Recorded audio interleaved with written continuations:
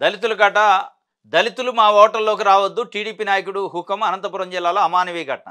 స్వతంత్రం వచ్చి దశాబ్దాలు కావస్తున్నా ఇంకా దళితుల పట్ల కొందరిలో అగ్రకుల దురహంకారం వెరితల్ల వేస్తూనే ఉందనడానికి అనంతపురం జిల్లాలో జరిగిన అమానవీయ ఘటన నిదర్శనంగా నిలుస్తుంది.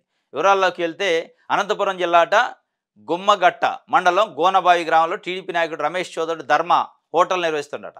గ్రామంలో దళితులు కొంతమంది సోమవారం ఉదయం టిఫిన్ చేసేందుకు హోటల్కి వెళ్ళారు. అయితే వీరు లోపలికి రాకూడదని బయటే ఉండాలని ధర్మ చెప్పిండట. మిగిలిన వారితో సమానంగా తమ నుంచి డబ్బులు తీసుకుంటున్నారు కదా, అలాంటప్పుడు ఎందుకు వివక్ష చూపుతున్నారని, ఈ అవమానాలు ఇంకా ఎన్నాళ్ళు భరించాలి అని వారు ప్రశ్నించారట. అయినా అతను వెనక తగ్గలేదు. చాలాసేపు వాదోపవాదాలు జరిగిన తర్వాత గ్రామంలో కొంతమంది గ్రామస్తులు కలిసి ఎందుకు గొడవ ఎందుకు పోన్లే అని చెప్పి సది చెప్పారట. మరి ఇది ఎక్కడ ప్రజాస్వామ్యం?